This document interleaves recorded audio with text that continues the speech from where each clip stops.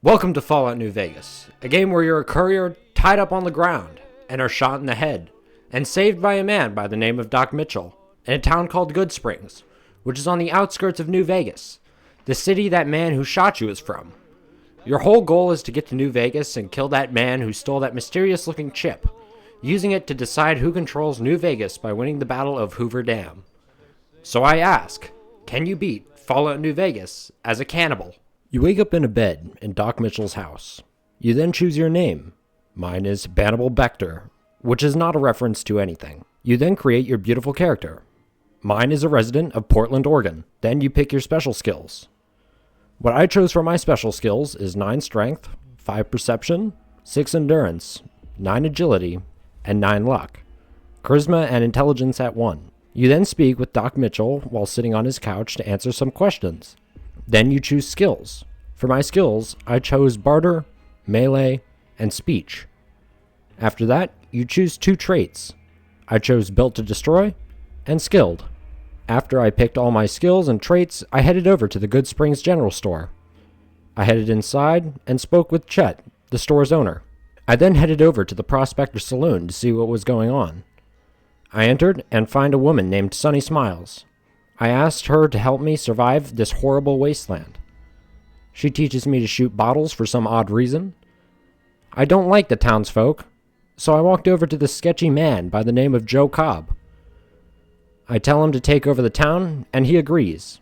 He tells me to kill a man, and I say yes. I find Ringo held up in a gas station. How pitiful. I then proceed to slice him into little pieces. I report back to Cobb and inform him that Ringo is dead. I run down the general store for some supplies.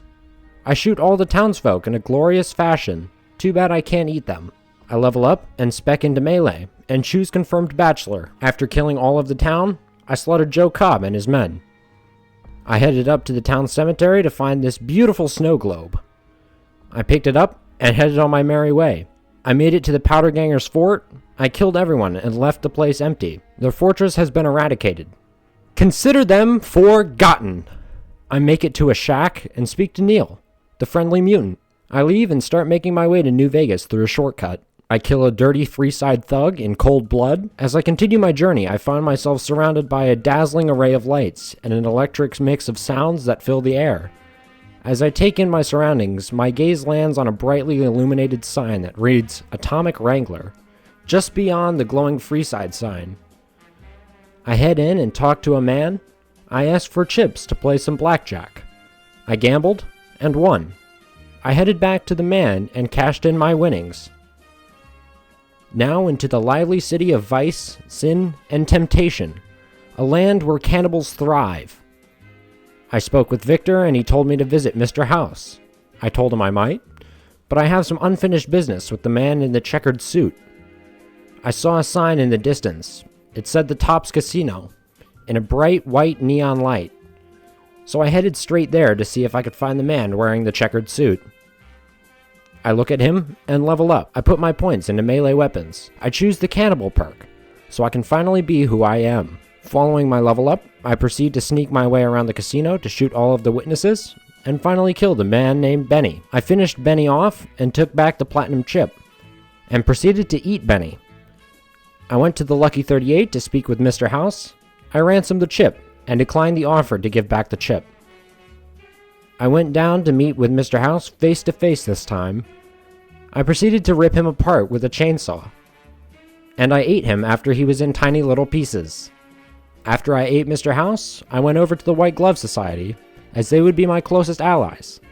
I spoke with the front desk lady, and she told me to speak to Mortimer. I spoke with Mortimer, and we expressed our liking for human flesh. He told me of a problem they were having.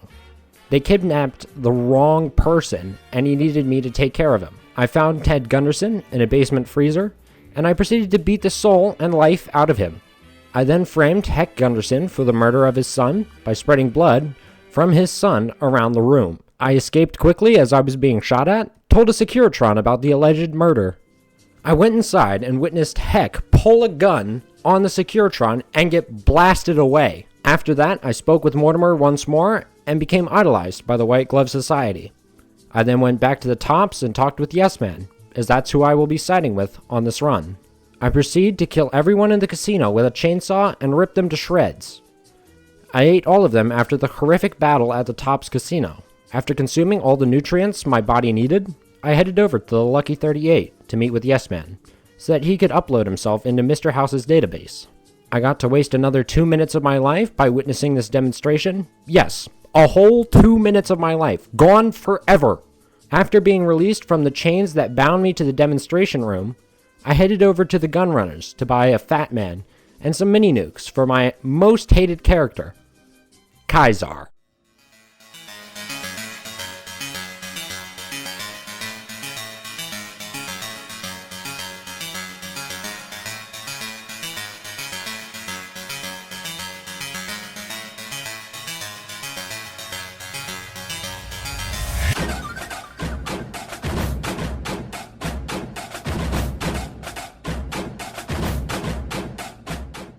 Preceding the consumption of Kaisar and his men, I headed to Nellis, so I stopped my way all the way through the bombardment.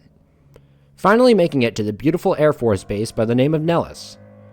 I headed in to speak with Pearl to talk about how I could be of assistance. I went over to the Boomers Museum to learn about the history of their people. Following the history lesson that I've heard 100,000 times, I headed over to Jack and Loyal to obtain their quests. I then killed the ants for Raquel by using my trusty chainsaw. I went back to Raquel and told her that the power was on and the ants were gone. The only thing I didn't tell her was that their ammunition stockpile was all mine. This somehow got me idolized by the Boomers. I then headed over to the dead Brotherhood of Steel members to collect the tapes, and did the same with the ones at Black Mountain. I then recruited Veronica, as the Wasteland is a lonely place and I do not want to travel all by myself.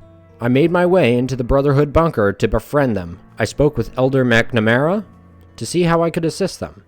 He told me to go find some scouts and to collect the findings that they have gathered. So I visited the first one, then the second, and lastly the third. I headed back to the Brotherhood bunker to give all the info back to the Elder. He told me that Knight Lorenzo needed help on retrieving components for the bunker filtration system. So I spoke with Lorenzo, and he didn't want to send me out as everyone else who had gone after these components had died. I said bye and went on my way to visit the first vault, Vault 11. I made it inside and found the components in a flooded room. Then onto the Fiend's Vault. Vault... I don't remember the number. You know, that vault. I had to kill an NCR Ranger to access the room where the components were. Then Motor Runner and I had a chainsaw duel, which I won easily. I then found the components in a locker near the entrance of the room. Now on to the last vault, Vault 22. Now I hate this vault as much as the next person, because the enemies and layout are annoying, as all living hell, as well as I didn't have 50 repair to fix the elevator, so I had fun getting my cardio in. I found the components and headed back to the bunker. I spoke with Lorenzo, and then to the Elder, which means I completed the mission for the Brotherhood of Steel. So I headed back to the Boomers to complete their quest as well. So I retrieved the rebreather and started to swim towards the bomber. I attached ballast to the plane and swam back to land to inflate the ballast. After procrastinating the fact that I had to complete the Boomer's quest, I finally did it and watched as the bomber just sat there floating in the water. I headed back to Nellis to speak with Pearl and asked if she could assist me in the upcoming battle of Hoover Dam, which she said yes to. Before the battle, I had 2 more people to eat to get the Meat of Champions perk, so I had to eat the president of the NCR. I shot him in the head and killed him in 1 shot. I had to fight off the rest of the NCR forces so I would be able to eat Kimball. After killing them all, I ate the president and had 1 more person to go for my perk. Speaking of that 1 person, I went to go meet with the Kings and finally kill and eat him, which I did in style. Yes Man wanted a substation powered up, so I did as he asked. Now on to the Battle of Hoover Dam, where I had to violently decapitate multiple Centurions. I then had to install the override chip into the control room of the dam. Yes Man told me to go flip a switch to activate the rest of the Securitron army at the fort. I made it to the fort and had to kill multiple people. Except they managed to kill me first. And then twice. And finally, a 3rd time.